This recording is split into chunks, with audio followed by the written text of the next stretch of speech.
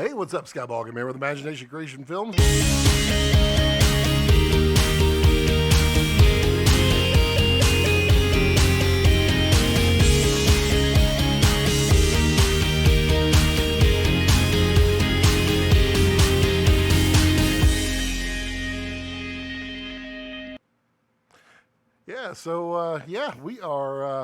We're live.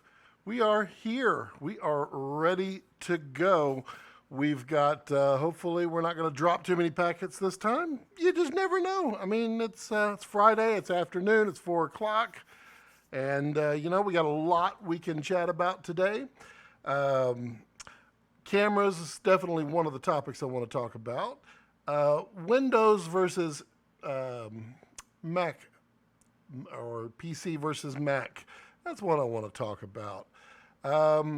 The video that I just put out late last night on codecs and compression on YouTube, that's one we should talk about. Let's see, what else can we talk about? Well, we can talk about films, we can talk about cinematography, we can talk about filmmaking, techniques, you name it. It is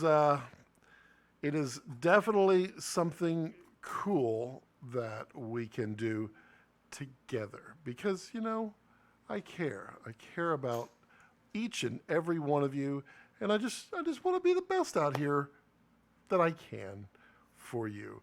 It's actually a warm one out there here in lovely Central Texas. It is, I think it's like in the 80s. Whoa. The pool is starting to get warmer. It is quite blizzardly cold at the moment, so I wouldn't get into it. But it's not going to be long before delicious margaritas, fresh cigars floating in the pool. And I did do a live stream once from the pool. That was a year plus ago. I did it floating around in my raft. I felt like I should do that, and I did.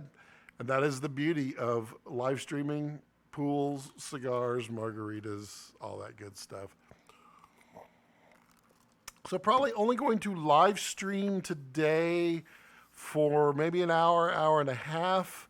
I've got a bunch of things that I am trying to do, trying to wrap up some projects, trying to write some music. I've been really kind of craving the whole music thing again, and over there is my music set up, and it is calling for me. It is saying, "Scott, come play with me, Scott, please."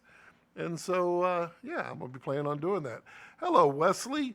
Could you cover some of the skills that are required for a DIT? I'm considering making a transition from network engineering administration into film, and I think DIT will be a good fit for me. So, Wesley, there's a lot of variables in a DIT. So, DIT can range from just media management to actually sending out different looks and pre-graded video feeds to Video Village or various places all over the set. It depends on the budget and the size and all of that as to whether or not that is required.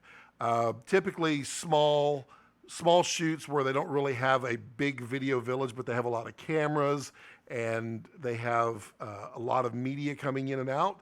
That's just going to be media ingestion. So what you're really needing is a good quality laptop. You need some software. You need either Hedge for Mac or ShotPut Pro, or there's several others. You need a good process. You need to practice that process because, unfortunately, in our industry, it's going to happen. You're going to lose data. And when you do, you're not ever going to work for that company again. And you need to know that up front. So you need a process to minimize that as much as possible. It's possible you can make it through without ever losing anything, but life happens. So making sure that no one ever puts anything on your table, You take everything and you control it through the process. You don't let anyone pick anything up off your table. Make sure you control that process. Make sure that you have duplicates. Really what it boils down to for media management is you are taking footage in and you are verifying absolutely that you have copied that to at least two destinations, two hard drives, two SSDs, wherever they want it, but you want two exact copies of that media. Once you have validated that they exist on both, then you can take them and put them over here. The best way to do it would be to never ever format those cards, let them sit off to the side until they have done everything and they're complete. But a lot of times these productions, they have to reuse cards, so you need to make absolutely sure, then reformat it and then let them have it. You need to manage the media numbers as they're coming in. So there may be a tag on a red mag that says, what does this one say? A0005. So that is camera A. This is card 5. So you place that over the end of your media. I don't have a red mag here, but let's just say this is a red mag. You put it over the end, the business end of the media, so that no one can override it, and then you can control it through the process, and then when at the very end, you take it off and you put a new label on it for 006 or whatever it is. That would be skill set number 1, is dropping batteries, is media management. Skill set number 2 would be grading. Grading, punching out dailies, and what that comes in, and it really depends completely production to production. So they're going to hand you a feed from a camera, probably wirelessly. You're going to take that in. You're going to apply a LUT that you and the DP and the director have all sat down and decided this is the look that we kind of want. So you're going to give them kind of a pre-grade. It's not a perfect image, but it's close. That's what you're going to send off to Video Village.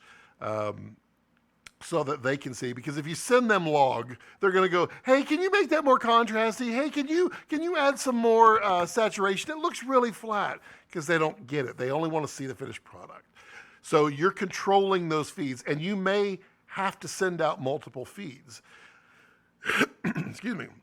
So you may be sending the producers over here a beautiful LUTted, semi-graded image for them to see, but maybe the director says, I only want to see it log. So you may have to send him or her a log image. So that is your color on the fly that is happening. And then the third thing would be media ingestion. So not only are you bringing media in, but maybe they're shooting in ARRI, and they're shooting in 4K, and they've been shooting ProRes, and they're huge files, and they want to work with them immediately. So you may be dumping out proxies from that with either the light grade or no grade, down to either 720s or 1080s, just anything that you can give them immediately, because they're going to come over and they're going to say, play that back for me, and you're going to have to do that. So it's all over the place for a DIT. It's actually a lot of fun. I would strongly suggest that you don't try to make it your only thing. Be all of a sudden and there'll be nothing, feast or famine. So I would add it to your skill set, and do it in addition to either shoot with a camera or VFX or post work or editing or anything like that. That's what I do. I do DIT work. There's a video out there for DIT that I did, it's mostly about media management. I do that. It's in my repertoire. I also edit. I also DP. I also direct. I do a lot of things, and I do that so that I can pay the bills. Hopefully that answers your question. Let me know if I did not answer it. Also, you're transitioning from network engineering. I know that one really, really well. 28 years. I left that industry to proceed full-time into the filmmaking world. So yeah, we could talk about network administration if you want to. I was an enterprise architect.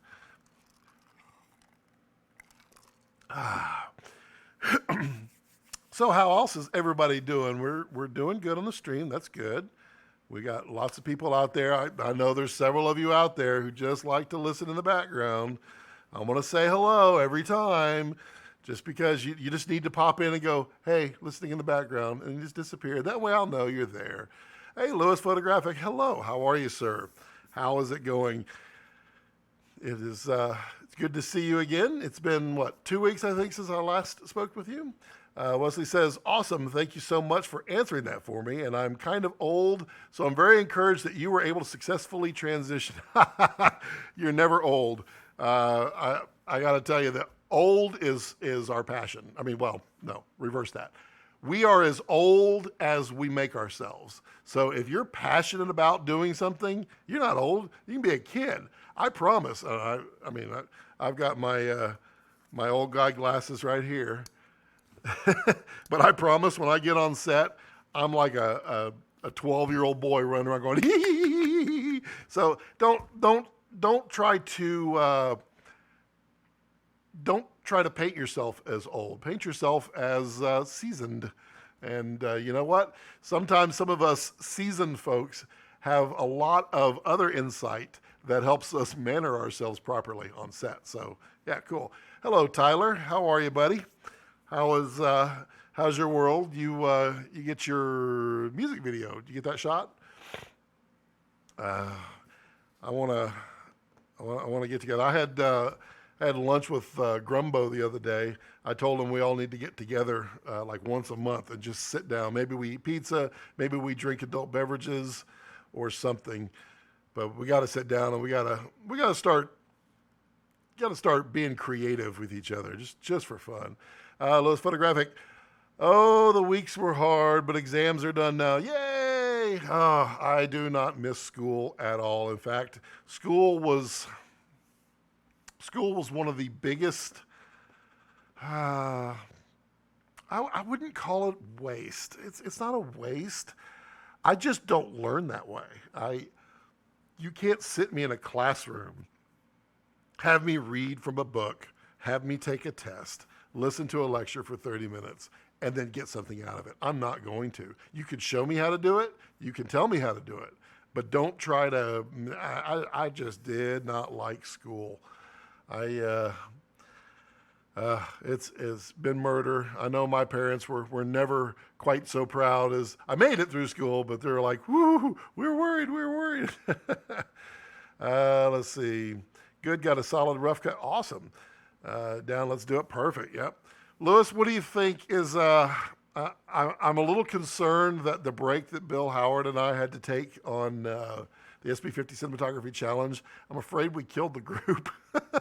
there's like no interaction anymore. Everything just kind of died off, and I'm scared that that's what we did because that was definitely not our intentions. But yeah, we're going to see what we're going to do.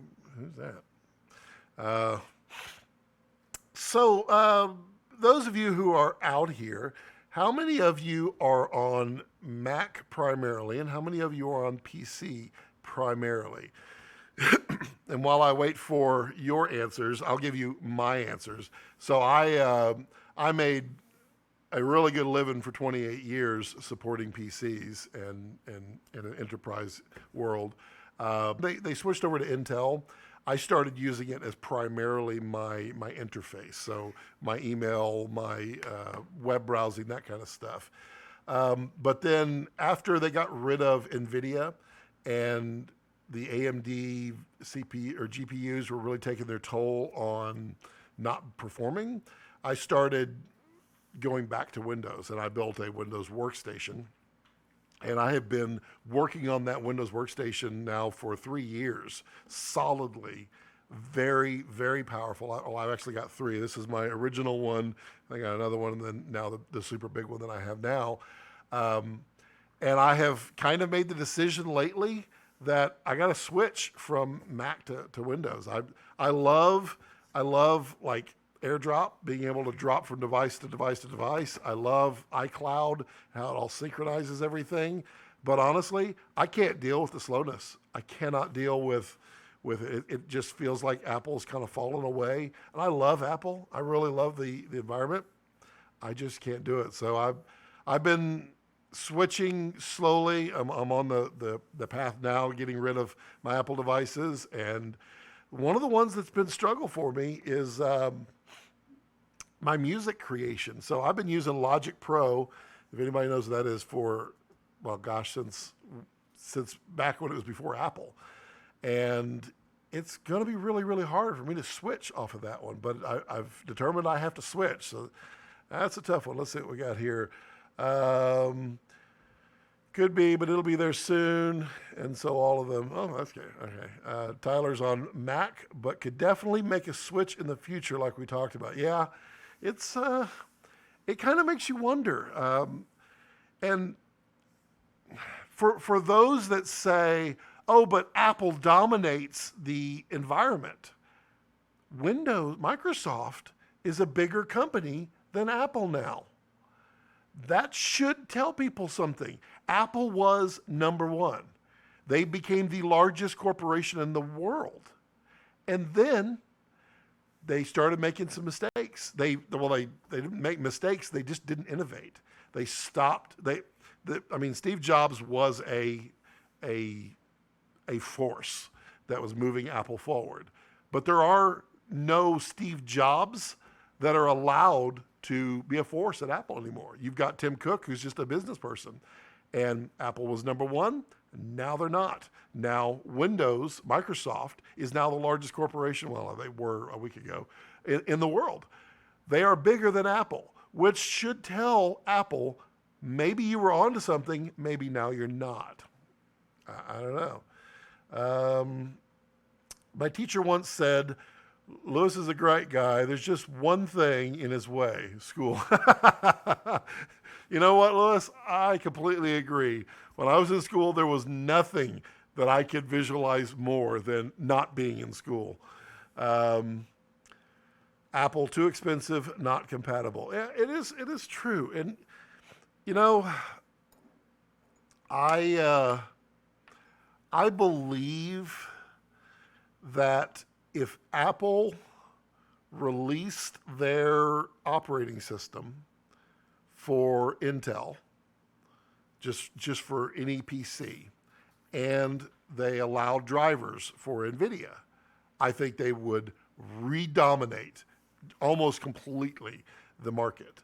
But they're not going to do that. In fact, what they seem to be doing now, based on all of the information that I have gathered, if you've noticed on the new MacBook Pros with the touch bar, there's actually two completely different processors in there. They have their, is it ARM? I think the ARM processor that runs the touch bar, and they have the Intel CPU that runs the operating system, but they both operate the operating system. They both interact. And the way I understand it is Apple is planning by like 2021 to completely move off of Intel processors and only go to their ARM processors, which would tell you they're literally turning everything into just a consumption device. Oh, that is the other thing about Apple that bothers me. This is great, but my inability to get to my files, that stinks. That's horrible. I don't know what their methodology is to slowly train you into using these for consumption. Let's see. Did everybody catch the compression video that I put out? I teased it last week, and I finally got it out last night, late, so it just got kind of released this morning. Did a few screw ups on that one too. Don't edit at 3 o'clock in the morning. That compression video, I'd be interested in people's thoughts on that. And then also, just an interesting question. Has anybody noticed any differences in my videos as far as the look of them? Because I'll admit, I've been testing to see if anybody noticed. And I can say it on the live stream here because not everybody watches the live stream, but a lot of people watch the videos. I've been using the GH5. I've been using the G7. I've been using the Red. I've been swapping them all around just to see if anybody can notice. Because, Yes, there are absolutely conditions where I can make a GH5 blow away a G7. I can make a red blow away a GH5. But in a tightly controlled situation like a live stream setup like this, or green screen, or up against my, see if that's working. Yeah, up against my white wall over there, um, you probably can't tell. In fact, let's do a poll right now. What camera is this right here? Let's everybody put in your guesses right there on the time on the chat right there, and I'll just play some music. Oh, I have to change that a little bit because otherwise it'll flag me.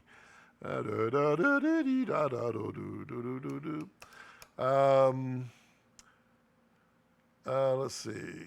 Yes, it's great. These look much more detailed. The videos way more interesting. Interesting. So come on, put your guesses in. I know we're on a delay here, and it's not that. So we got one vote for the red. All right, and there could be. Oh man, sorry. There could be 5 options here. Let's see if anybody else wants to guess what the current live stream cam is today. And it'll be interesting. Those of you who want to play this game for the future, for the other videos, if you normally want to make a comment on the bottom of any of the future videos, go ahead and make your comment. But if you just want to just put parentheses and then just put what camera you think it is. Just do that from now on. Just you insider folks. I think that'll be fun because I'm interested to see what people see and what they don't. It's interesting. Josh Owens, hello there. This is clearly a GoPro one. I have one of those. Where is it? Oh, it's so like one of the batteries had like melted and gooed all over it. It was really weird. It's somewhere over there.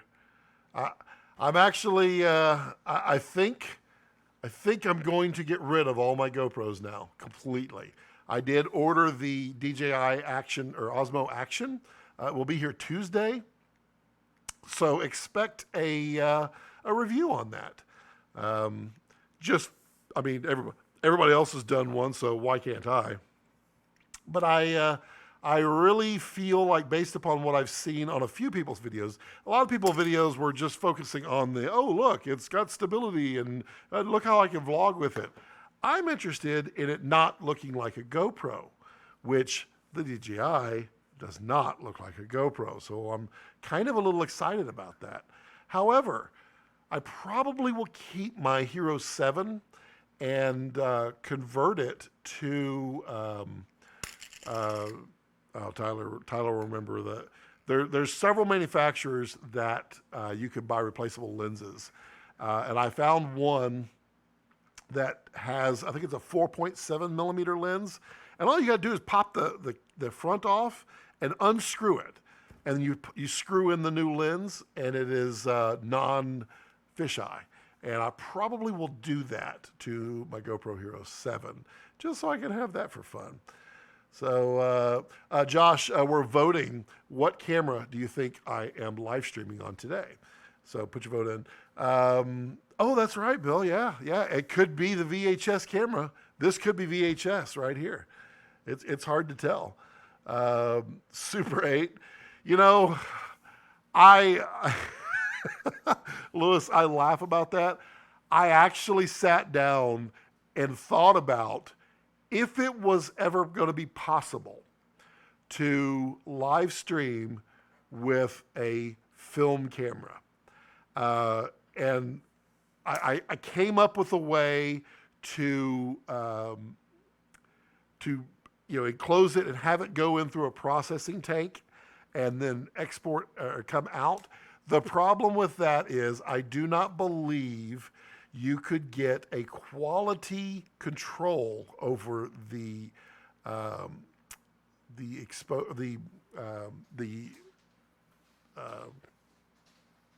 developing process of that. But it'd be really cool to have it run from camera through a completely dark tunnel into a tank of developer, then stop, and then the wash, and then the cleaning, and then go immediately into a scanner and then scan the frames and then stream out. I feel like that's one of those, if I had $1 million and a little bit of time, I just want to do that just because. But it could be Super 8, you're right. Josh Owens, I kid, this is probably the best looking stream I've ever seen to be. Well, thank you. No idea what camera though. Converted into digital. Yep. Yeah, Josh, I've been on my my normal daily or weekly videos that I've been doing. I've been swapping out different cameras. I've been using GH7, GH5, the red. I haven't done the VHS one yet, but I do have the VHS camcorder that I will do one on. That would be insane. I need to try this. Yeah, Lewis, I don't know. I feel like you could probably do it with black and white, because black and white is a lot easier to develop and it's a lot more forgiving. The problem would be, it couldn't be Super 8. Super 8 cameras, they only run for 3 minutes. The development process takes 14. So the delay on my live stream would be horrendous. But, I think that would be the requirement for the live stream would be that you have to be able to have someone ask a question in the chat and then reply to it so that you can validate that it was live and done. Yeah, I think maybe if you could get a large enough spool of 16 millimeter black and white, I don't even know if anybody makes 16 millimeter black and white anymore. Let's see here. Lewis votes for the GH. Hey, Lewis, you already voted. You can't vote twice. Oh, I'm sorry. You're GH. Did I say GH7? G7, sorry. Pitch that idea to Kodak. Wouldn't be shocked if came through with some dollars at it. I don't know. I don't think Kodak really wants to exist in the film world anymore. I kind of get this feeling that they're done, and whoever took it over would be tough. The drying time is the time sink. Well, Kevin, when you do black and white, you pull it out of the bath and you squeegee it. Why couldn't that work for drying it? Because once it comes out of the bath and you squeegee it, the stop is done. I am going to do black. I've got a whole darkroom set up back there that I have not set up. I'm going to go back into black and white photography for fun, and so I can connect with that whole emulsion thing. But after you squeegee it, maybe you could run it through like 4 or 5 squeegees. It should be dry. There shouldn't be anything. It's plastic film, and you should hopefully be able to go into a scanner. Now that scanner is not going to be cheap. That would be interesting. But that's the kind of stuff that goes on. I always have to play with something. Sorry. That's the kind of stuff that goes on through Scott's head, especially at 3 o'clock at night when he's wondering if he should click upload or not. Don't take of too serious. It was just a joke. Oh, I got you. Let's see here. Josh goes, yeah, they're not exactly known for forward thinking. No, that is true. I think the thing that sealed it for me for Kodak, because I really do want a 16 millimeter film camera. I really, really, really want one, but I am not going to buy one if there's really no chance of it existing in the future. And when Kodak came out with that whole Bitcoin thing where they wanted to lease you the Bitcoin mining hardware and then they take 50% of the profit, I was dumbfounded. That is not Kodak. That has nothing to do with Kodak. But I believe Kodak is owned by a Chinese company now, so maybe they're not. All right, Lewis has voted. Tyler's voted. Uh, who else wants to? No, Bill voted. Who else wants to vote? What camera this is live streaming right today? I feel like we got quite a few people out there. A lot of people back in behind the bushes, just kind of peering and looking, kind of like back there. Um, let's see. I think my dog's dead. Look at him. He's just kind of poof. And if I was smoking, oh, well, he's dead because my GoPro stopped working. Well, go figure. Let's see if I can bring my GoPro back. Come on, GoPro. Oops, don't do that. Custom. Let's see if it'll come back to life. There we go. There's GoPro. Getting really good at OBS now. Yeah, Tyler says GH7. Yeah, no, okay, nice. All right, so the no red, no comma red, or no, the red H7S. So the camera that I'm using today is the red. It is. I wanted to live stream with it. I figured, why not? It would be a lot of fun, and you know, I mean, it looks nice. But honestly, it looks to me like the GH5. It's very similar. I don't know if you noticed last week, but last week I was actually live streaming with the G7. The week before that was GH5. The videos that I put out yesterday and the day before, or the 2 days before, this week's videos, both were shot on the G7. Now, the one thing I got to figure out on the G7 is getting the audio where it's not so funky, because the G7 only has a microphone input, not a line in. So I have to really kind of pull back on my my wireless lav when it goes in, and then when you boost it back, it just sounds a little colored. It's I don't know. It's really thick. I don't like the sound of it. I have to figure that one out. The sound on this, I think, sounds pretty good. I actually, before I live streamed today, I actually did a recording just to make sure that everything worked. I made sure that this worked. I made sure that the audio worked. I made sure it was in sync. I made sure everything, so that I didn't go live and then people go, "Hey, your audio sucks," because that's a little embarrassing. Let's see here. Tyler cheated. I saw it in the. Oh, Tyler, you. Oh, I did not think about that. Well played, sir. Well played. So the red is right here, and you can see the screen on top. The G7 is right here. Well, you can't see. It's. I don't have a device to point, do I? Well, the G7 is directly in line to the GoPro, right there, and it is. It's got the teleprompter on it. But yeah. Let's see.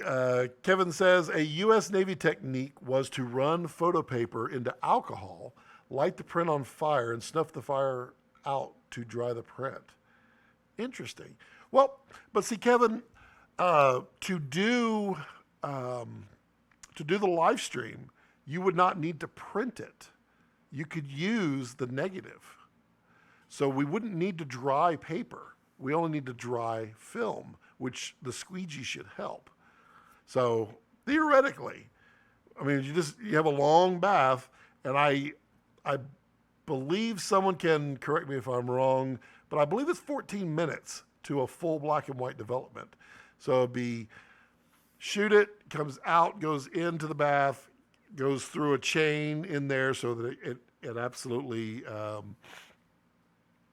spends the full 7 minutes in there. And maybe it's not 7 minutes. I have to go look. I guess it depends on the speed of the film too. And then, so maybe I could use a faster film to develop it faster. And then go into the water bath. That all has to be an enclosed dark room. And then out of there into a scanner. The scanner does light. So that would have to be isolated from the development phase. And then from there, we'd have to remux the audio. No, it should play back. It's scanning in. Oh, and then would there be audio? So they would have to scan the audio and remux it and then run it through as probably like VLC could stream it. It can assemble it on the fly.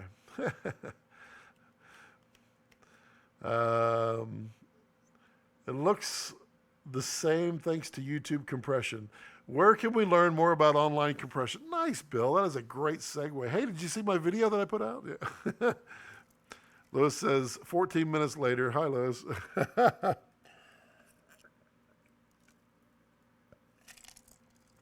Emulsion is soft and expanded when wet. Image would look bloated.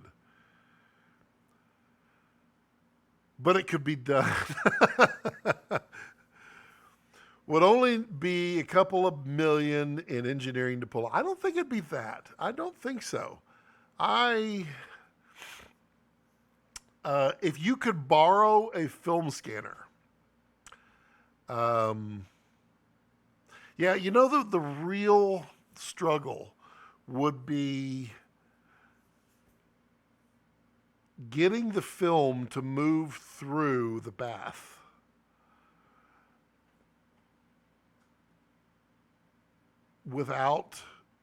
So you would need the motor on the camera would eject it, bring it into the bath.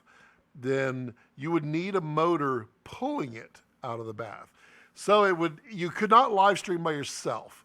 So someone in the dark room would sit there and line up in, say, like let's just use this. We have a tub of developer. Film comes in, and we want it to loop, just kind of back and forth. And then once we get where it's been in there for 7 minutes, where there's 7 minutes of film in there, we need to pull it back out. So there needs to be a motor on this tray that is synchronized to the motor on the camera so that it doesn't pull it any faster or slower. That would eject it into the next tray. So you have to have somebody standing here waiting 7 minutes and then feeding it into this motor, then waiting 7 minutes into the next tray, which would be the wash or the stop, I think it is.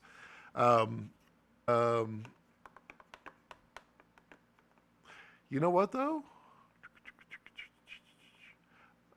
I wonder. No, okay, that wouldn't work. Yeah. So then you'd have to feed it into there, and then you'd have to have another motor feeding it into the scanner, and then from there it could just spool on the floor, and everybody will be happy. Let's see. Would only be. That would be a fun project. Definitely, if I had $1 million, I'd make that happen. I think I know enough people that I could get it to happen, but it's the money thing. I wonder who has a lot of money that wants. Facebook really wants to be on the cutting edge of live streaming. They should be the first one to merge develop film and video. So every single one of y'all, if y'all ever see someone that does this, they actually do a developed live stream, you can say Scott thought of it first. Because I actually did a search and found no one who wanted to do that. Gerald, what's up, party people? Whoop. Is it a whoop, whoop? Yeah, that's right. So I'm wearing my Free Fly shirt today. It's a fun one. Gerald, everything good up in your neck of the woods? You get all your edits done for the week? You got a lot of recompression to do now. Good times. Let's see. Gerald, what do you edit on? Do you edit on Windows, or what do you use mainly for your machine? Windows or PC? And then Bill, I'm pretty sure you're a Windows guy. Kevin, did you say what you were? Josh, did you say if you were a Windows or a Mac person? Putting a Super 8 filter would do it too. Yeah, Lois, it would, but that'd be cheating. That would, that's no fun. I mean, really. I could actually put a LUT on there. that for Super 8. It wouldn't do the film grain. But you know what I could do? I could, on here, I could get a loop of film grain and then do a Luma key on it and place it on top of film or the output of there with a 8mm LUT on it. Yeah, I could do that. Let's see. Bill says, so is GoPro done? Yeah, I actually believe GoPro, unless GoPro comes out tomorrow with some fantastically new, not based on any other camera, but new GoPro, I think they're completely done. And I think someone will buy them for nothing. And who knows? I don't even think DJI would be interested in buying them. I mean, they're not even valued at $1 billion anymore. They're like, let's see what they are. They're the stock was really odd though. I kind of thought the stock would go down after that. Well, okay, I take that back. Their stock did go down. Their stock went down this week because of the action camera. So yeah, they're valued at what? Okay, they're $1 billion. Okay, woo! I don't know, that number didn't make sense at all. So they're a $1 billion company. They got nothing. I was told that the GoPro Hero 6 was better than the 5, and by a long shot for its sensor, and that the 7 was miles above the 5.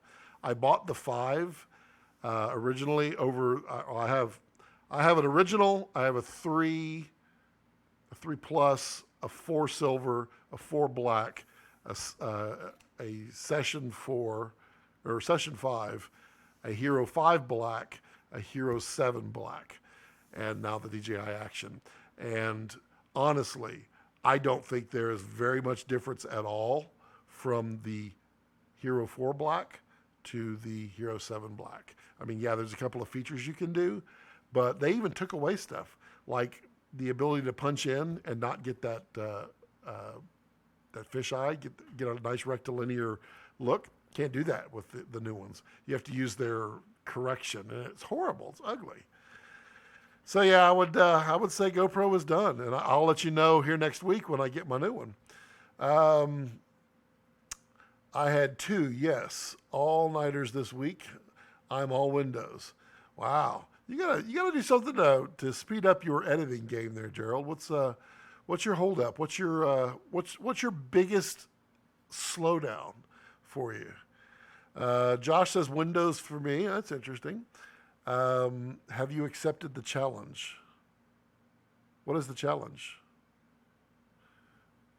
Lewis, are you talking about the film challenge thing? The doing the film development live stream? I don't have the money to accept it right now. Kevin says Windows for me, sometimes Linux. Interesting. Lewis says Windows. Bill says 7.06. Oh, that's the stock price for. Yeah, they went down. They went down.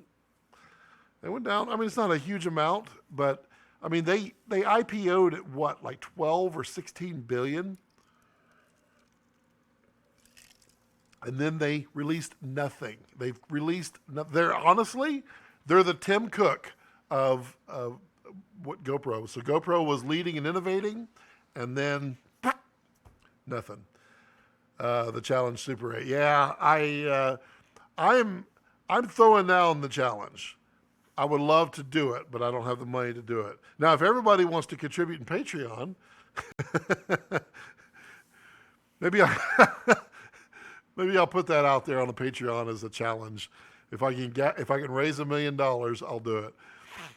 Let's see here. The stills editing, just the sheer volume, 4 to 5 large hours per day this week. And one is a really large home by a certain former president. Nice. Well, those are good jobs to have. How much are you having to edit your stills? So the biggest thing that I can tell you there, and I mean, you probably already know, is what can you do to get the finished look in camera ahead of time. So if your partner can spend 30 minutes setting up a few bright lights to bring up the room light, and it saves you an hour of editing photos, that's a good trade-off. That's a good win there. So think about what you could do that can speed things up to make you more efficient, because that's what kills me is when you get into repetition and there's just nothing you can do. I'm always looking for a way to speed that up. 4 to 5 houses per day. Wow. That's a lot of houses. You're cranking them out there, buddy. You are cranking them out. Yeah, I've got a friend of mine up in Seattle, and she does the home photography. I think she does like one a day, I think is what she's doing. Maybe she shoots like 3 to 5 houses a week, and she makes a very comfortable living up there. I'm assuming that maybe the Seattle houses are a little pricier, so she can charge more. But any cheap, free photo editing programs? You know, that is a good question, and unfortunately, I don't know right off the bat. Scott's 7 words of wisdom, always repeat this to yourself, is I don't know, but I'll find out. Those are my words of wisdom. So let me look that up. Let Scott Google for you.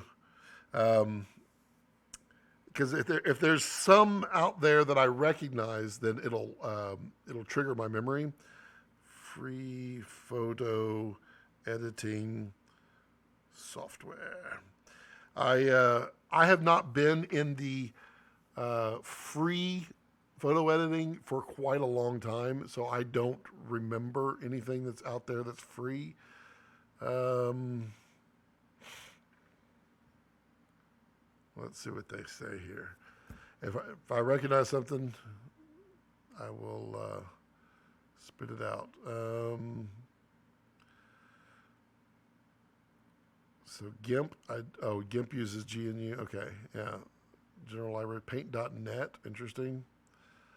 I don't know that one. PhotoPost, don't know that one. Photoscape, don't know that one. And Canva, don't know that one. Photar, don't know that one. Yeah, Pixlr, interesting. I feel like I've heard of that one. Pixlr X. This is the slowest. Adobe Photoshop Express. That might work. You might look into that one. At least that's a brand that we know of. Yeah, I don't have any experience with free ones. I think the last time I tried to use a free photo editor was, maybe 1996, maybe 95. And I believe the software I was using then was ACDC. It was like ASEE, DSEE, but it was kind of like a thumbnail viewer. And then there were Thumbs Up Pro. Those are way old. But yeah, that's a tough one. There's Kevin saying GIMP is free and he likes GIMP and Pixlr editor. Okay, so Bill and Kevin have good solutions for you. That's what this community is all about. People that do know.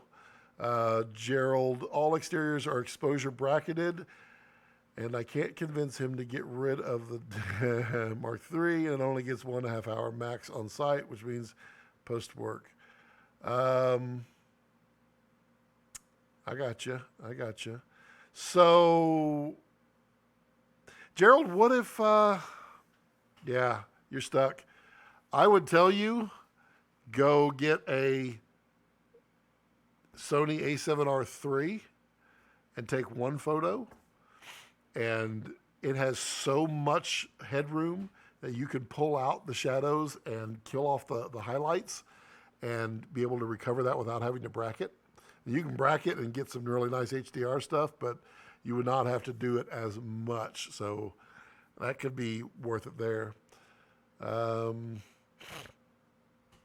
Lewis says, I think I got GIMP, but never had time to learn it. Okay, use that. Yep, Lewis, go with what they said. DC market keeps us busy with the high-end homes. Oh, that's cool. As long as they pay. Jamie, any experience with the Sigma 17 to 50 f2.8? Yeah, I don't like it. It is not. The Sigma 17 to 50 to me is like their pre-art glass.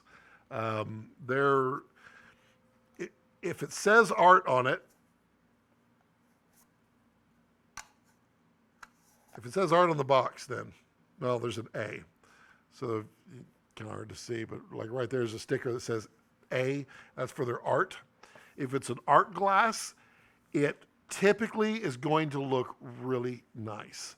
If it does not say art, it's going to look like generic glass to me. And the 17 to 50, I've only used it one time. Just wasn't a fan. I think, wasn't it Canon made a 17 to 50?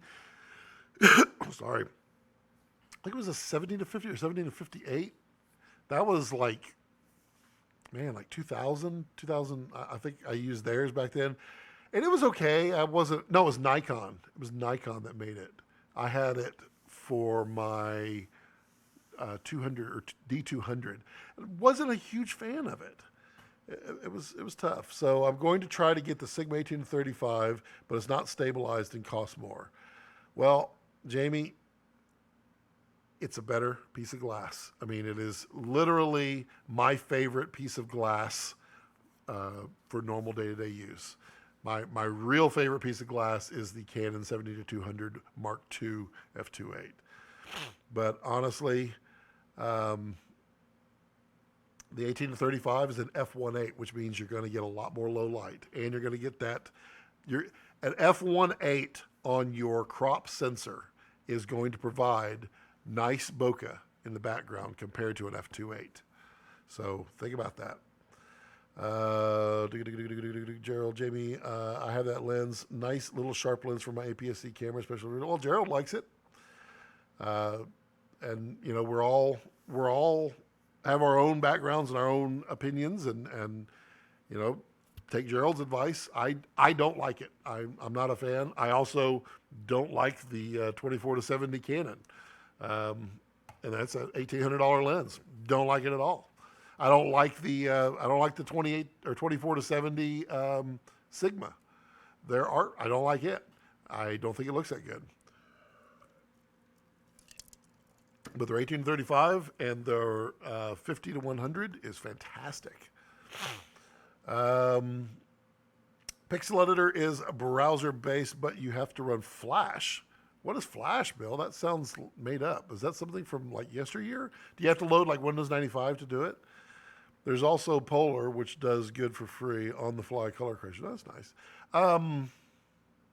There's some apps that you could do it. There's which one is it? It's I think there's like a Photoshop.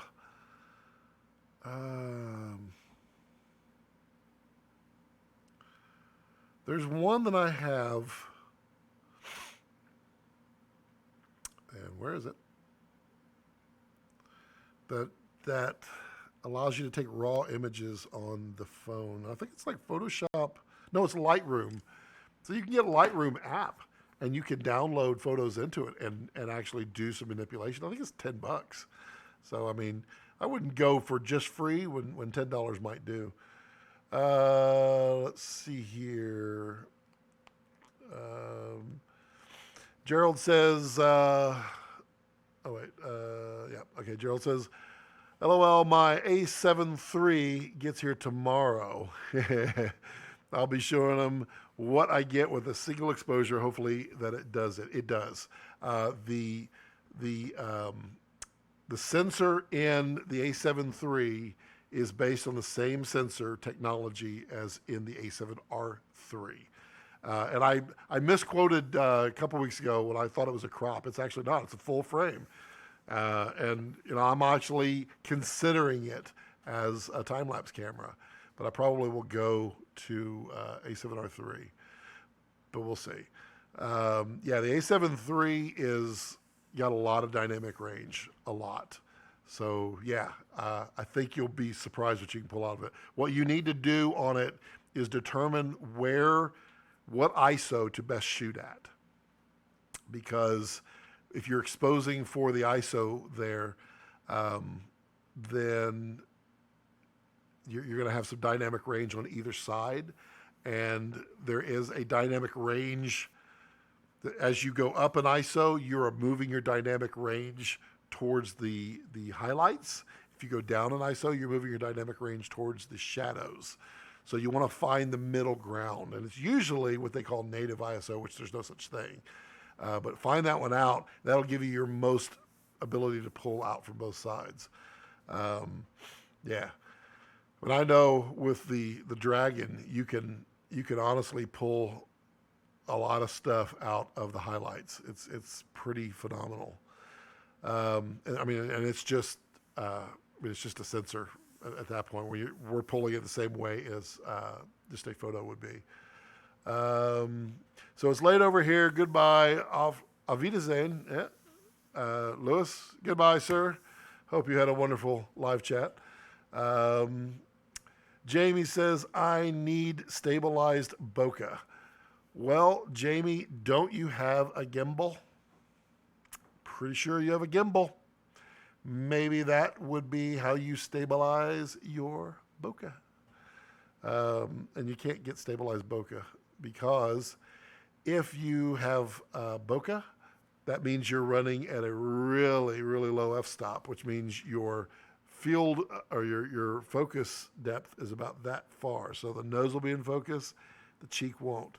So there's no way you're going to be moving and keeping that in focus. Nah, not going to happen. Not likely. It's possible. I guess there's somebody that's probably pretty good. Now start the Sony glass buying experience, adapting my Canon L glass for now. That's what I'm doing. All the Sonys that I've had, and I've had quite a few of the Sonys, I only adapt the Canon glass. Couple reasons for that. Number one, I like the way most of the glass that I purchased for Canon looks. Number two, it allows me to use one lens across all my devices. So an EF glass will work on a Red, it'll work on a Micro Four Thirds, it'll work on a Sony, it'll work on a Nikon. You can adapt, or no, it won't work on a Nikon, but a Nikon lens will work on a Canon mount. So you can adapt very easily. So I like my adapter on there. And the Sony lenses are very heavy. I don't know what it is. My original A7S that I bought it with their, which one is it? I think it's the 24-70 f4, I think it was. And it was really heavy. It was like 3 pounds. It I don't know. That seemed really tough to me. Jamie says, I tried using my 50mm lens on a gimbal, and it had so many micro jitters. Yeah, I mean, it's the truth. You need serious stability to run a telephoto lens. That's why everybody tends to run very wide lenses on there. It can be done. You could buy the Freefly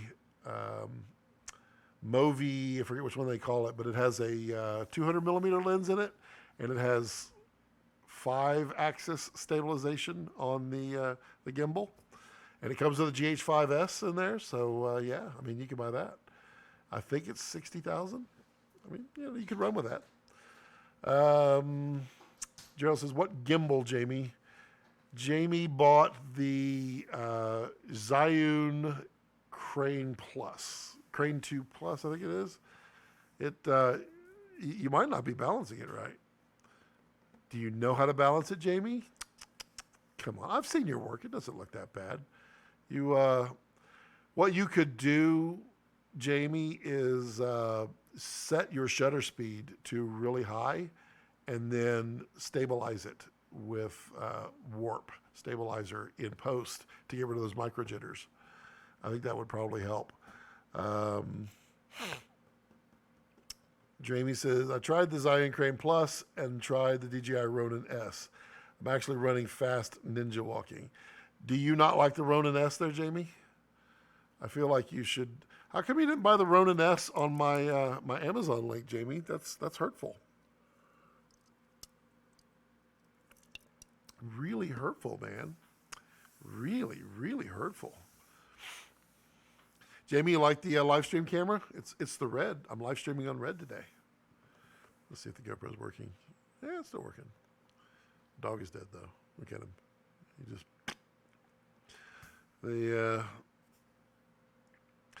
let's see what else is going on out there.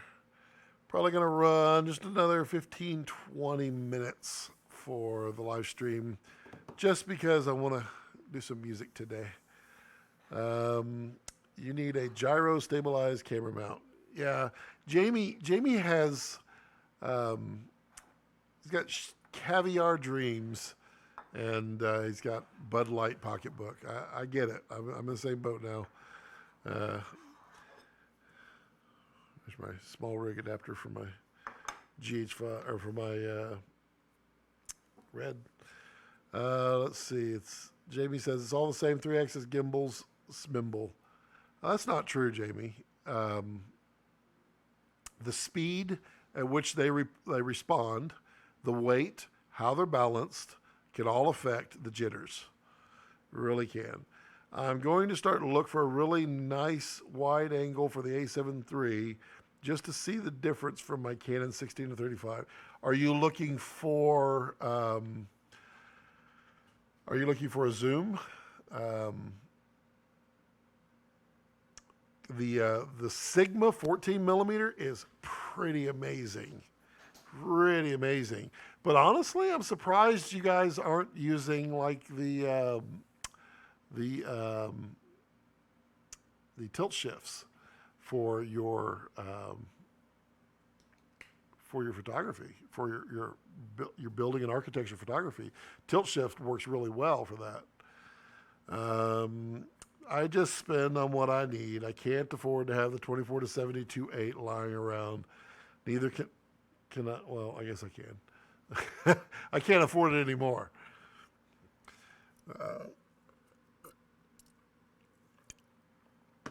Good times, good times.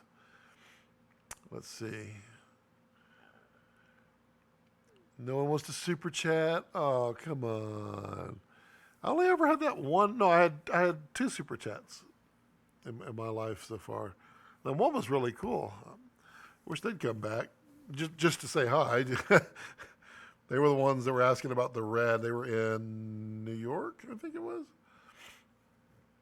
That was a fun day.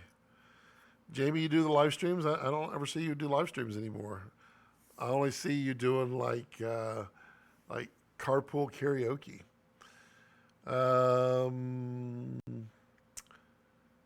Let's see here. Right. My go-to is the 10 to 18, like the best until it gets dark. Yeah, no, I get it. Bill says, any thoughts on the Panasonic Lumix GX880? I don't know it. Let me see. I don't know that one. GX880?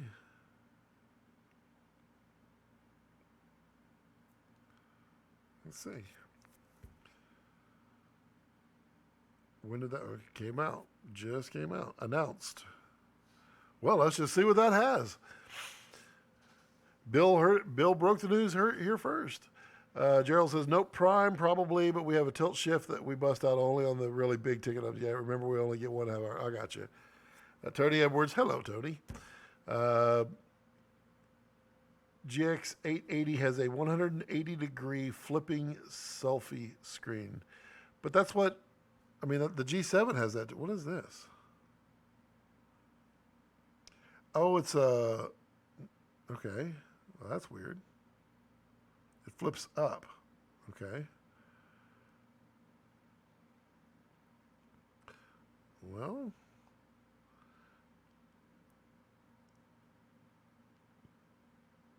8 megapixels? What? Records. Okay, so it's interesting. Where is my specs on this guy?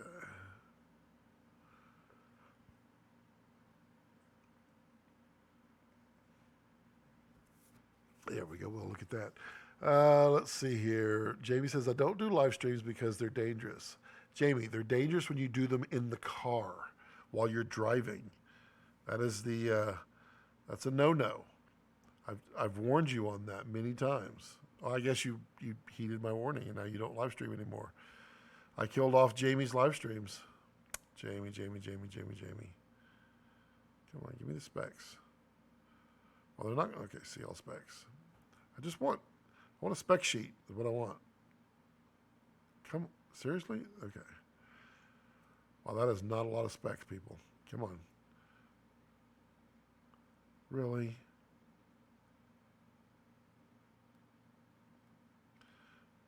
Okay, there we go. There we go. That's the specs I'm looking for. And it does still images. So that's like a 16 megapixel. Yeah, 16 megapixel. Micro Four Thirds. It does RAW. It'll shoot 4K, 30p at 100. That's interesting.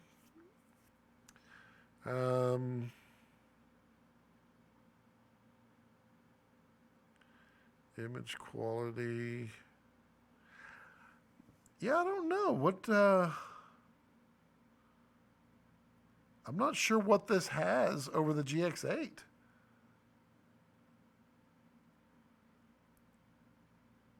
I don't know. I'd have to do a little more research on that. I'm not really sure what the purpose of that is, other than it looks cool. Oh, no 30-minute limit, it would seem. So that just means that they're paying the taxes for Europe. Europe has that tax that you got to pay like $100 just so you don't get the 30-minute fee. Live streams are dangerous because I can't control what the person with me will say. Well, you can. Don't live stream with people. Doesn't Rokinon make a little 14 APS-C lens that's pretty fast? They make a 14 millimeter rectilinear ultra wide lens. It is an f2.8 and it is okay. It does suffer a little bit of green. I have it over there somewhere. I've used it a couple of times for time lapse, but honestly, I don't crave it. I don't shoot with it. It is cheap though. You can definitely find them on eBay for pretty cheap, like $200 and something.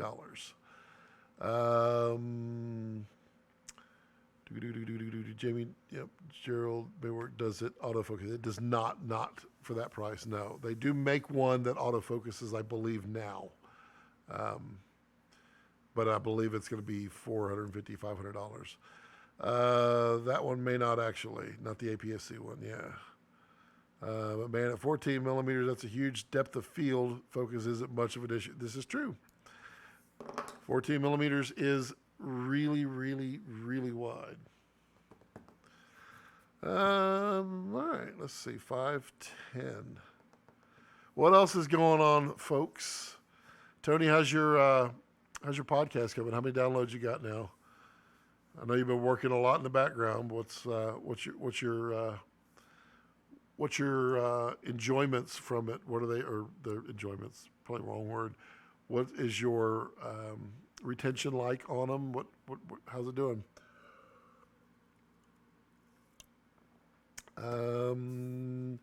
Gerald says, I'm actually taking a look at the 14 FE that has autofocus for the I just made a faux pas, the phony Sony. Yeah, but isn't it like $500? I thought they came out with autofocus like 2 years ago, and I thought they were like pretty pricey for a Rokinon with autofocus. Folding up all my red tools. Tyler, here's your USB stick with your videos on it. I told you I forgot it. Bill says, what's the deal with those 500 millimeter lenses they sell on Amazon for $100 or so? Well, they're cheap, but they work. That's the funny thing about them. They're nothing spectacular, but they do actually work. But they're exactly what you'd expect for cheap. So yeah, buy one, have fun. People love to get those things and go, I'm vlogging with a 2800 millimeter lens I bought for $169. Here's a link below. Soft as baby poop. Gerald says, yeah, used one. I can get one for $4.99. Used, I can get one for $4.99. Gotcha. I'm looking at the Super 500 1000 f8 manual telephoto for Panasonic Lumens. There's a, I think it's a 2400 millimeter lens, or it's a 1200 millimeter lens that's out there for like $100 and something. They're really bad. Whoa, Wesley, thank you so much. I appreciate that. That's very thoughtful. Tony says, I'm loving doing the podcast more than YouTube's and 400 plays, 233. That's awesome, Tony. Loving what you do is all that matters, because when it comes down to it, that's what puts a smile on our faces. Even if the subject matter doesn't put a smile on our face, the subject matter helps people get to the point where they can put a smile on their face. So you got it. Thanks for the advice earlier. I appreciate the videos very much. Thank you, Wesley. I appreciate that, sir. That is very thoughtful and kind of you. If you have any more questions, feel free to ask them. I'm always an open book. I enjoy it, and I get all giddy. Look how happy I get when someone super chats me. So what else is everybody working on? Anybody got any major projects coming down the pipe that's for, for fun or for work or for what? My major project right now is finishing up a couple of commercials, going out to Cinegear in LA I guess it's next weekend. No, it's in 2 weeks. No, next weekend I have guests coming over, and we're going to swim in the pool and drink margaritas, maybe live stream. In 2 weeks, it is Cinegear. And then I'll be switching from Mac to Windows during that point, too. Gerald says, getting the Sony has gotten me excited again. I've been Canon for so long, and it feels like I'm on autopilot. I understand what you mean. It's kind of interesting. People that jump from Canon to something new, they don't typically regret it. There are people that hold out. I've got a really good friend that only shoots Canon because he knows what he can get out of the Canon, but he's just holding out. And if he would just convert himself over, I think he'd change it a little bit.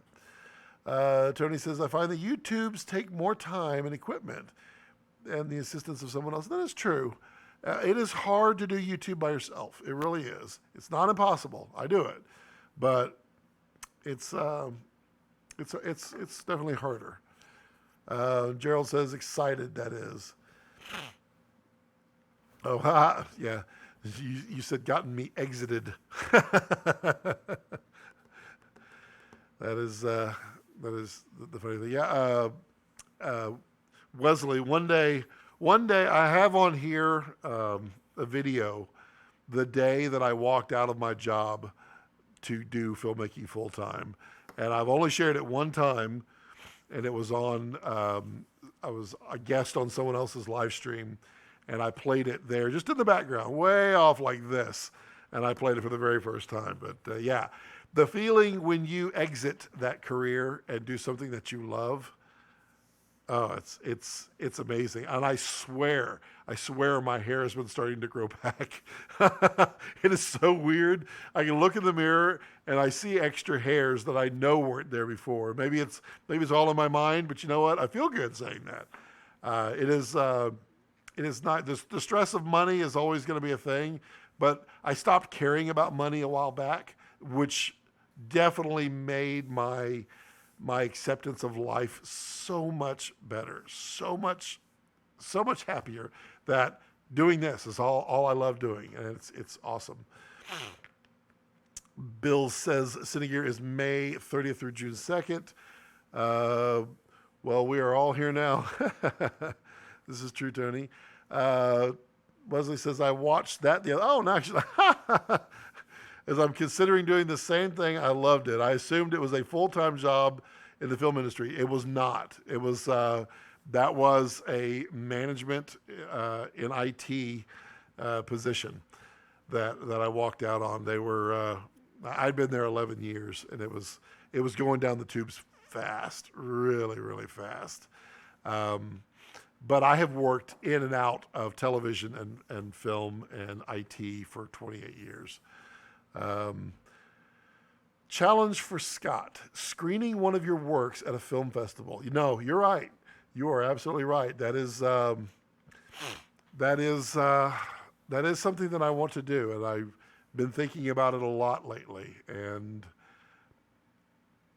I'm assuming there are film festivals for horror. I kind of want to do a short horror, not horror. Let me say it right so I don't get flagged for demonetization. Uh, that is, suspense films really, really excite me for some reason. I think it's because there's more, you're telling so much with the camera versus action. I don't like gory, I don't care about that. But using motivation in the camera to tell some of the story, I dig that a lot. Gerald says, yep, I was 18 years in IT security before I left photography full time, left for photography. Yep, I know well. I know well. Wesley says, I'm grinding on learning DaVinci Resolve right now and brushing up on camera technicals. So if you want to go in depth with your reds, I'd love that. Yeah, I'll do that. It's on my list of things to do. I'll tell you the honest answer of why I haven't done it is I am trying. I try not to make this channel appear as though, oh, hey, there's the guy that has a red. I don't want it to be that. I'm a guy with a camera is the way I do it. So I was concerned that if I didn't have enough videos out there showing that that's not me, that putting a video out there going in depth on the red might lose some people. So I didn't want to do that. But I do want to do a video on it. I can't do it today unless I just use a mirror. I guess I could mirror the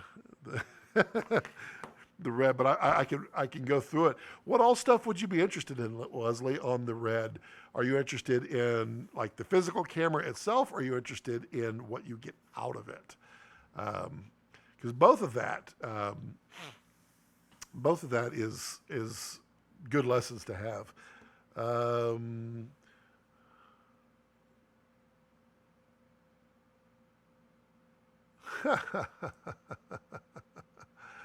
Well, let's just take that one out.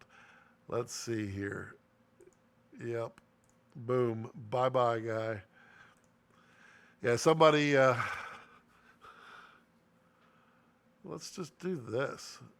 Let's just do that. Bye-bye, YouTube moderator. You're gone. He had some fun stuff he thought he was going to say. See here. Let's see. Mark. Hello, Mark. Scott, how about you drop this filmmaking act and tell us about your black... Really? Okay. Let's report you. hate speech, done. And then we'll just block you out. And we will put the user in timeout. Bye-bye, buddy. There we go. Not now, obviously. There we go. Okay, so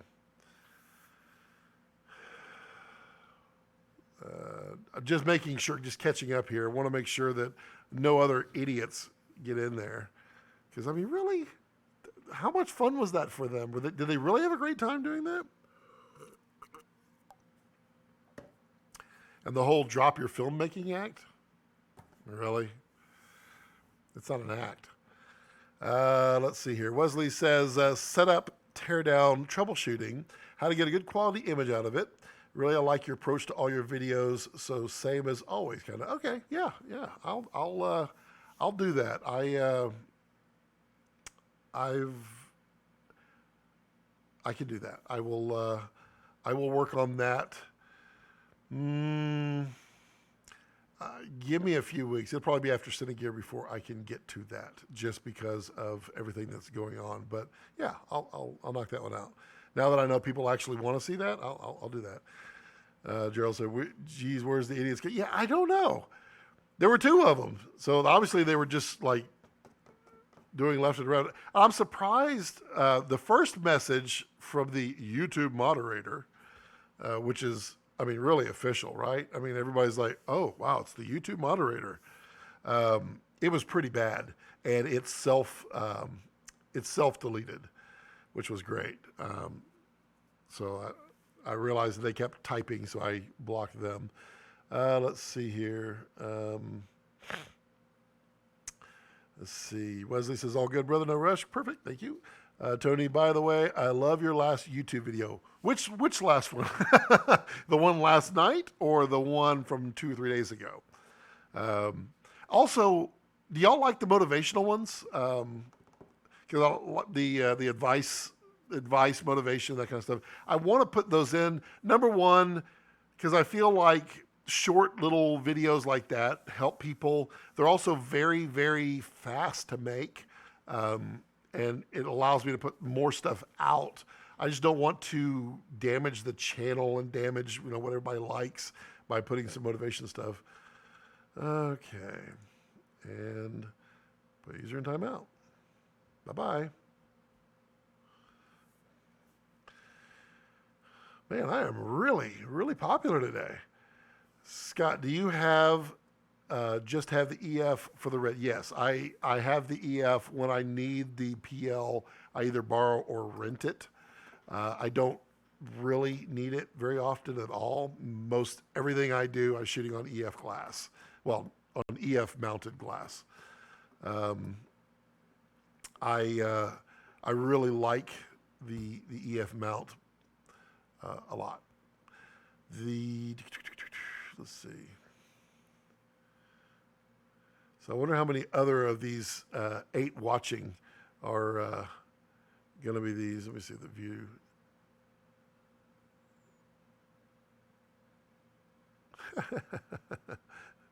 That guy's hilarious.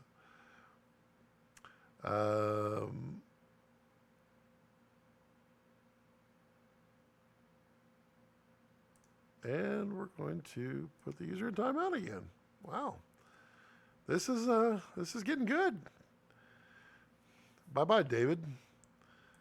Some of these are really good, though. Just so everyone is aware, there is no other Scott Balkum in the world.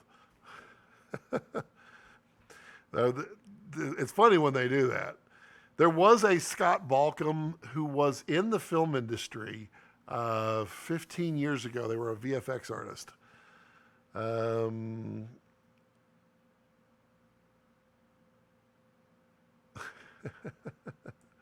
Yeah, the trolls are in full force today.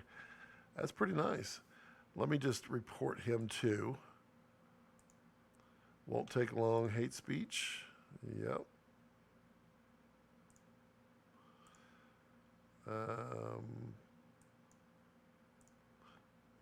Boom. There we go. All right. Any other trolls want to come through? I mean, I'm pretty fast on it. That's the beauty of it. It's not hard to go and click block. I wonder if I could like hook up a button. I could just like, oh, my GoPro locked up again. I can just push a button and it deletes the last content. I bet I could. I bet I could figure that one out. That'd be pretty good. Let's see here. Oh, now we're losing watchers. I guess we're losing the trolls. Bye, trolls. Bye-bye. Let's see. What other videos are interesting to people? What topics would y'all like to see? I still have not done my second channel, and I'm sad about it. I probably should. How long until I have to hire a moderator?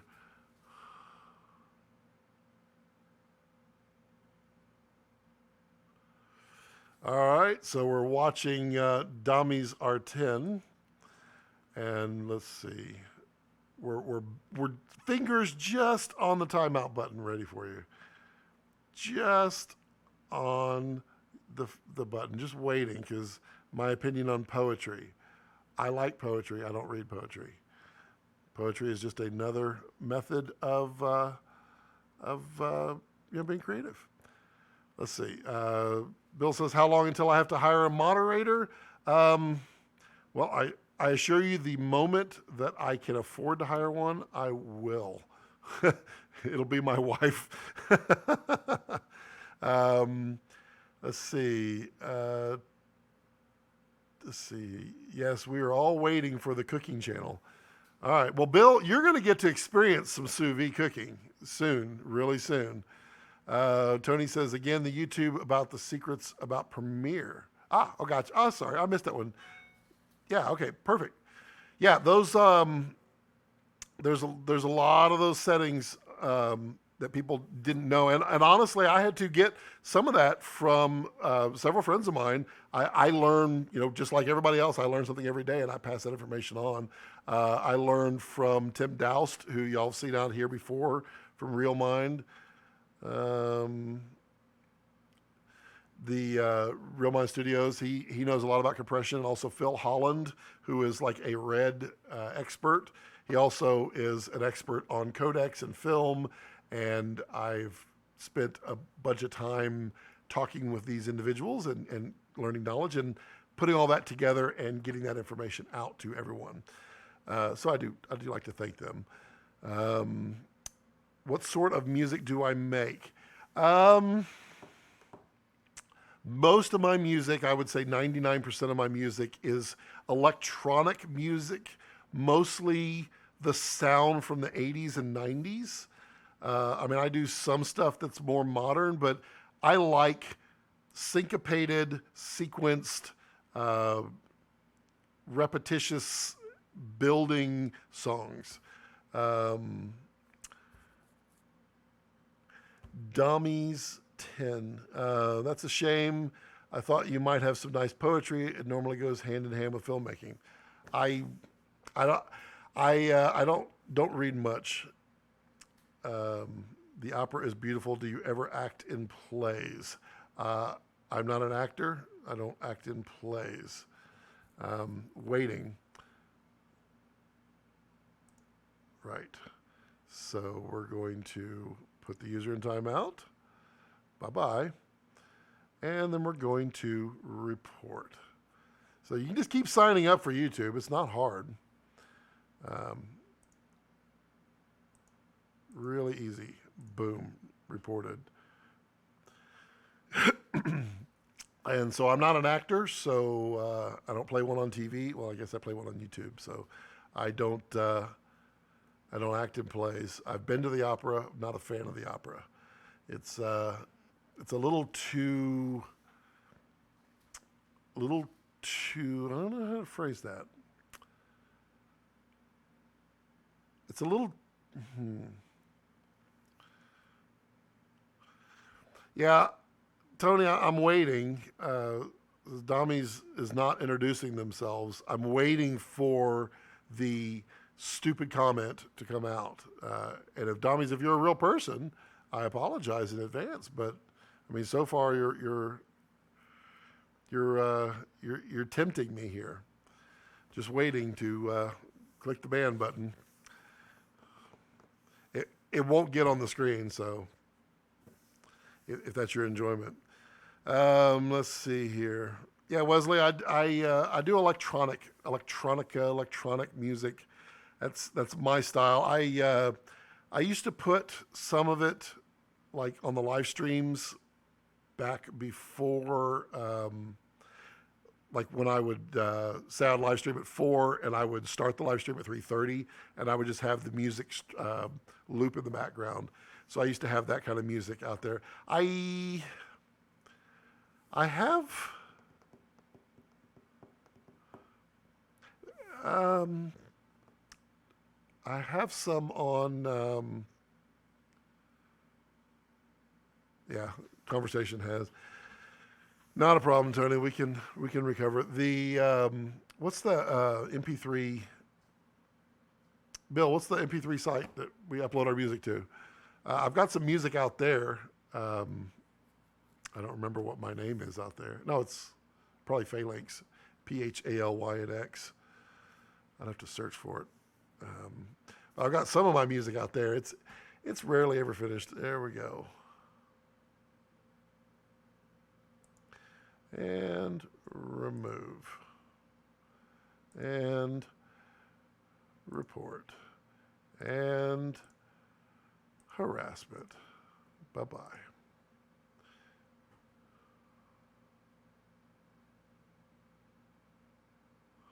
SoundCloud. That's it. Yeah, SoundCloud.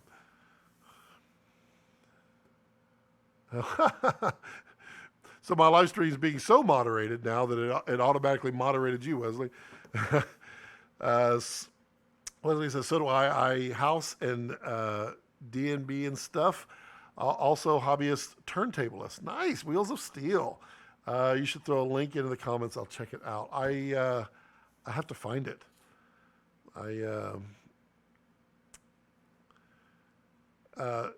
Yeah, Dummies RS. Unfortunately, you're not talking in our terms, so you're leaving it up for people to get concerned about you. So that's why people are painting you with light. I'm trying to find me. LYNX. I think that's me. Bill, do you have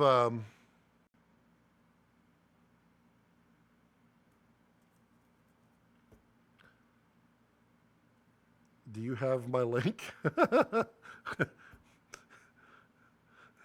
don't even have my link. Oh, here comes another one. Another cool name.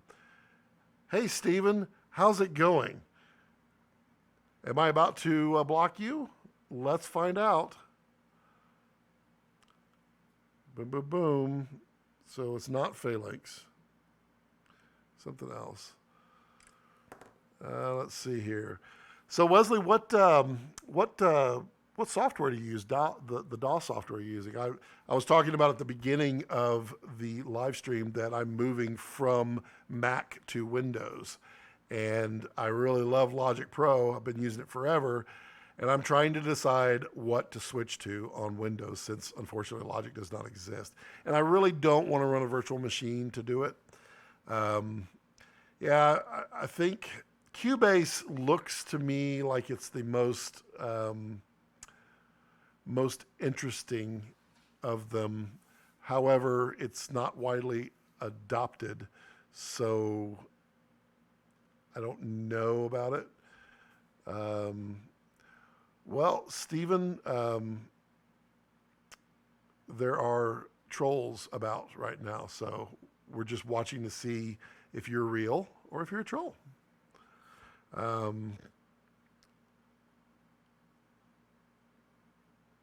Legend, and he came and he conquered. All right. Reaper is cheap and very Logic-like. Really? I use I have the whole Native Instruments complete control and the complete ultimate, so all their soft synths. I want to make sure that works. I've heard there's problems with Cubase. it seems to work fine with, Bill, what's the one you use?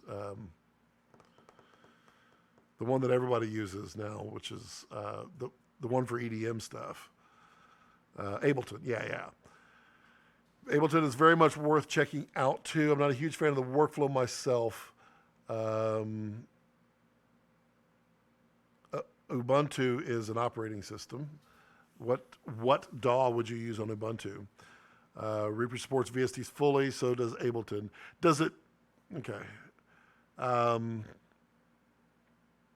Interesting. The thing that I did not like about Ableton was putting the effects panels at the bottom. Bill, my buddy there, he uses it.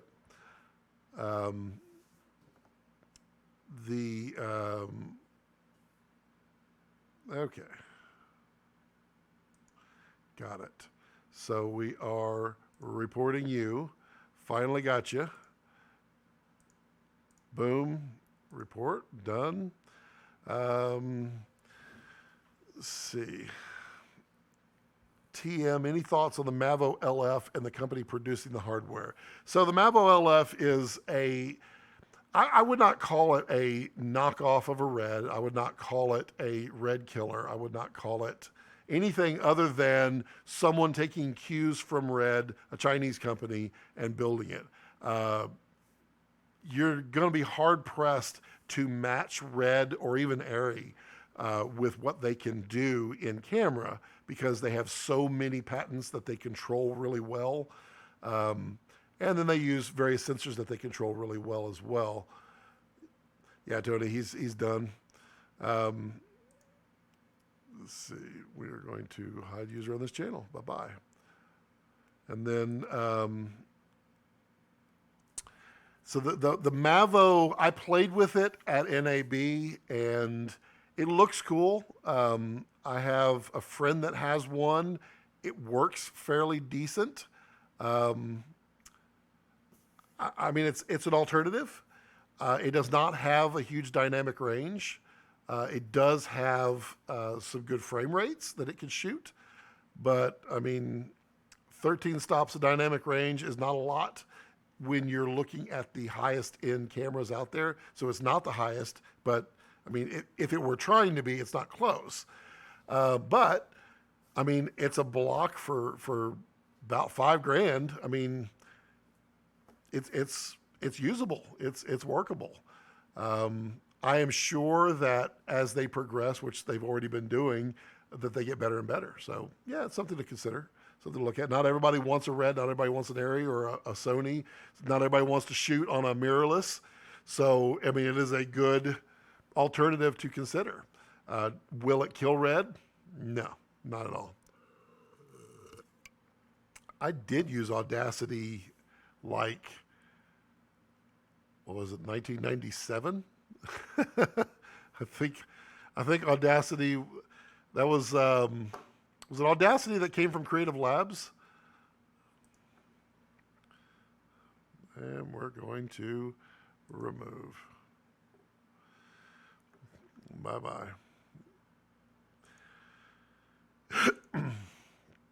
It is kind of fun. I'm wondering, what's the point? Let's see here. Stephen, though, I use it to do quick edits. It's not really anything more advanced than the good free software. Wasn't Audacity like Creative Labs? I swear that came with like the you remember the Creative Labs Wave Blaster? I feel like it came with Audacity. I heard the sensors are the same since most companies get them, and a few who make the camera sensors, Panasonic, and the TM, they are absolutely not the same. There is no question that they are not the same. Most companies that are licensing sensors are getting them from Sony. They are not getting theirs from Sony. Mavo is licensing. Who is that company? I've heard the name, and it is not a huge name out there. Reds, I know where reds come from, and I know who makes reds. Red does make reds, um, so it's not going to happen. Um, in camera processing and workflow are what is unique. Yes, the Mavo. Um, don't they use Cinema DNG? I think for their raw workflow. I think that's what it is. I mean, give them some time; they'll probably come out with a really rock solid solution. I have heard some things of stability wise, but from my friend that has them, but not enough for him to hate it. So that gives you something. Um, Audacity changed filmmaking forever in Asia. Okay. You guys ever code? I've coded some mixtaping Python scripts. I have no idea where you're going, but I have an idea. Wikipedia Audacity was started in the fall of 1999, and Roger of Carnegie Mellon University. Was it ever packaged? What was, man, I wonder what that was then. I remember Audacity. Does anybody edit with Sony Vegas? I remember editing with Sony Vegas back in '96 or so. That's that was some fun times.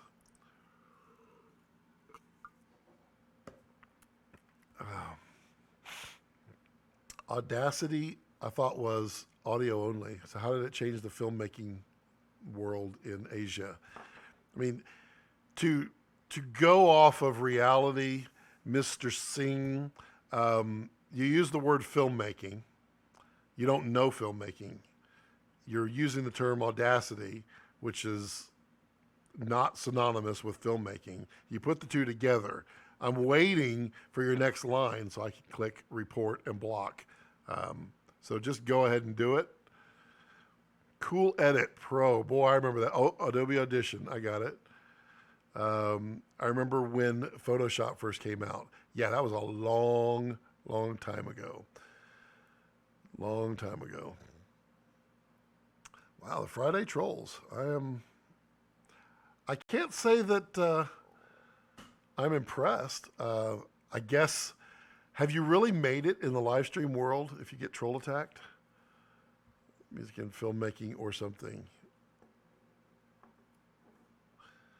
Maybe. Maybe, Stephen. Don't know. Don't know. It's all suspect. All right, so yeah, it's 5:44. I went 30 minutes longer than I said I was going to go. Anybody got any last-minute questions or comments they want? I'll give a few pauses here for those to come in, as well as any trolls to make their final last stand. But first one there is about audacity. Yeah, got it. Bye-bye. Report. Done. Bye. Blocked. Done. Bye-bye. Alex Stafford. Hello, Alex. How are you? I am well. Thank you. Thank you for asking. Anybody got any last comments, questions, anything? I'm just about to drop off here. And GarageBand is a really good audio tool when you get to know it. This is true. Have a great weekend, Scott. It was good chatting with you. Wesley, thank you so much. And I'll be creating some videos that hopefully you're going to be interested in. And yeah, we should, if you're on Facebook, hit me up on Facebook, and we can swap some music stories. Tony, if you're still out there, have a fantastic weekend. You're already enjoying the weekend, I guess, technically. Everybody else have a wonderful weekend. And as I always like to leave it, don't let your passions center around your life. Let your life center around your passions. Tony, next Friday. Always going to be Friday versus. Yeah, I'll quickly do that one. Yeah, TM, current state of future film. I think they got problems. I think they need to come up with some fresh ideas and stop remaking stuff. Thanks for the entertainment tonight, Scott. Good night, Gerald. All right, y'all all be good. Have a great weekend.